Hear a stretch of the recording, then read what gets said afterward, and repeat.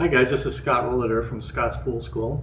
It's been a little while since I've posted, and I'll get into the reasons for that later. I'm going to kind of do this video in the reverse because I don't want to bore people with my sad story and have everybody check out a minute or two into it and not get to the good stuff. So let me go ahead and get to kind of the good stuff right now, right?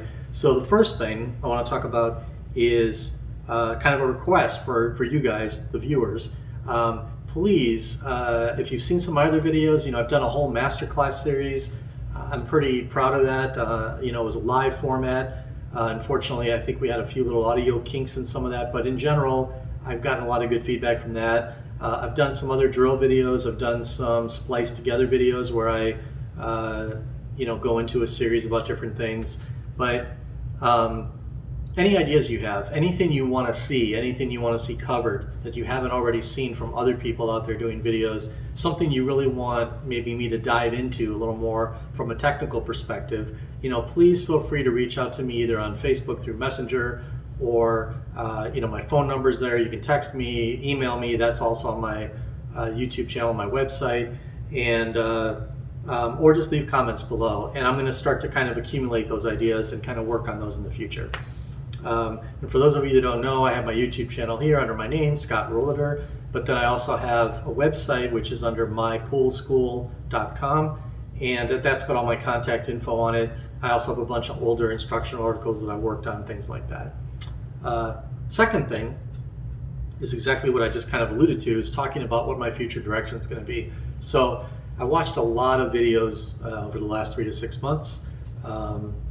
Kind of chunked through a lot of my watch later lists that I had accumulated on YouTube, and I've seen a much higher proliferation of YouTube videos coming from some of the existing channels and teachers, and also a lot of new stuff that came out of the pros, which has been great, that they've taken their time, maybe a little bit in this downtime, but still took the time to put together, Darren Appleton, Thorsten, Jason Shaw, the Coe brothers, probably some others I'm forgetting right now. It took some time to put some instructional content out there, or some drills, or some examples, and it's been good to kind of get more personal with that and see some of that.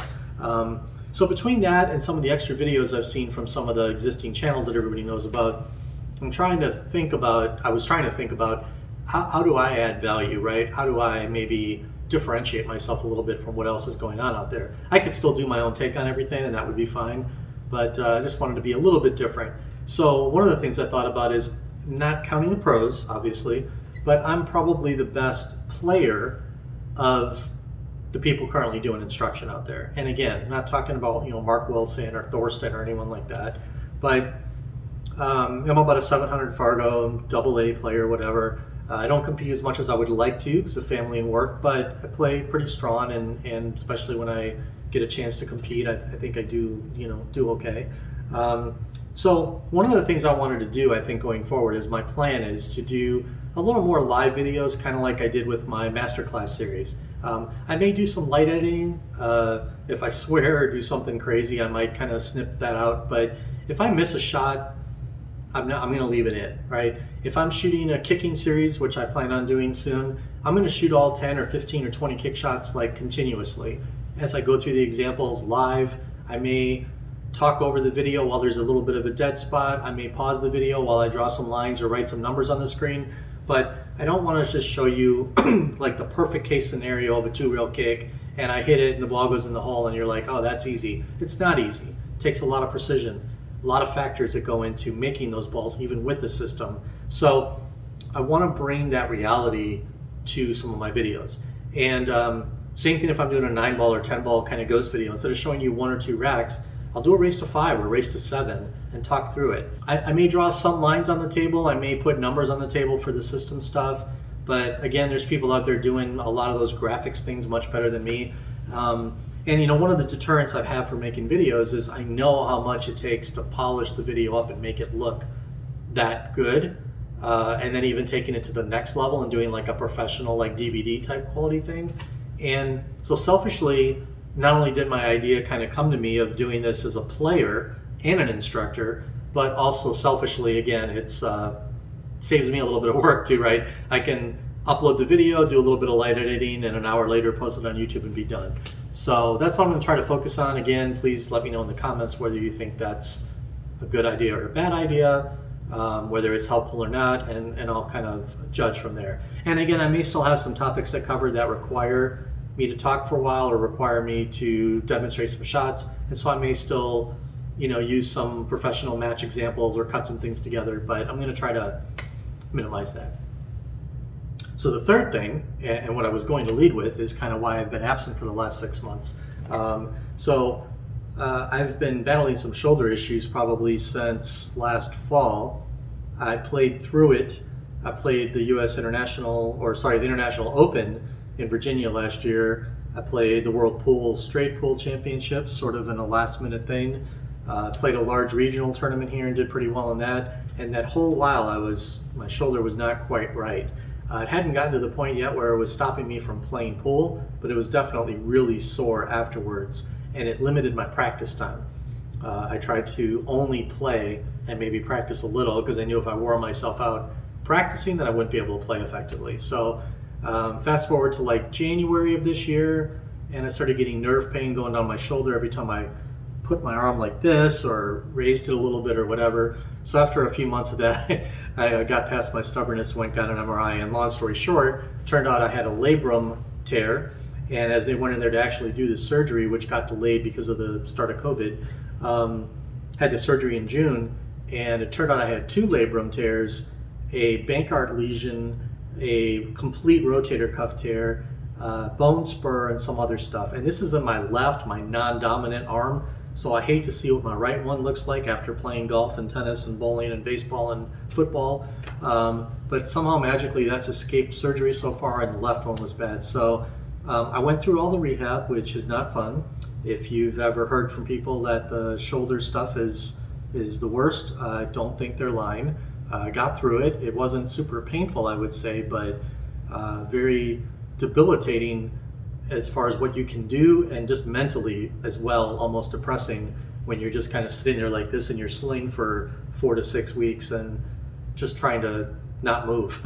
So like I said, I caught up on a lot of TV, caught up on a lot of YouTube videos, and here we are. So I got through my physical therapy. I had to get another cortisone shot and go through some more physical therapy, but I have, reasonable motion now. I still, like you can see, I can move this one here, and I kind of have to grimace a little bit to get this here.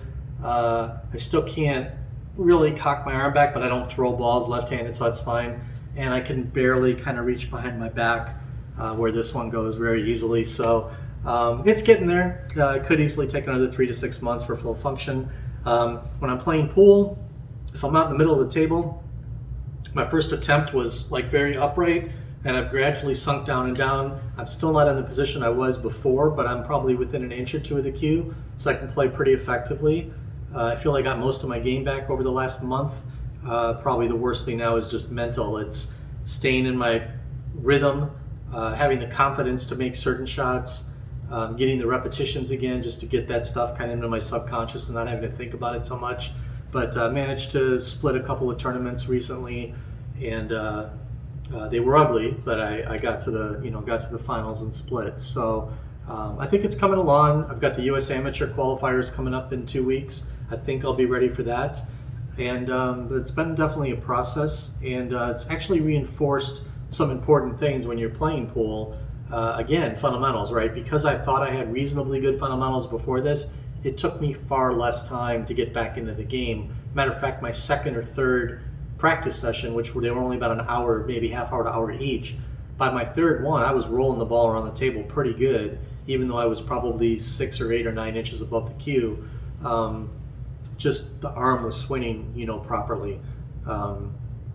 Ironically, I dipped a little bit after I got more function back in my arm, because then I was manipulating the cue and shooting too hard and doing all the, kind of all those bad things. So anyways, if anyone has any questions or comments on shoulder surgery, I would be happy to, again, private message me. I would be happy to share my experiences and some things to do and not to do. Overall, I wouldn't look forward to doing like my right shoulder down the road or doing the left again, but overall, I hope to end up with better function than I had before, or at least close to equivalent. And the main thing is I can get back to doing something which I love to do, which is playing pool. So anyways, that's about it. Again, if you guys want to reach out and send me a message,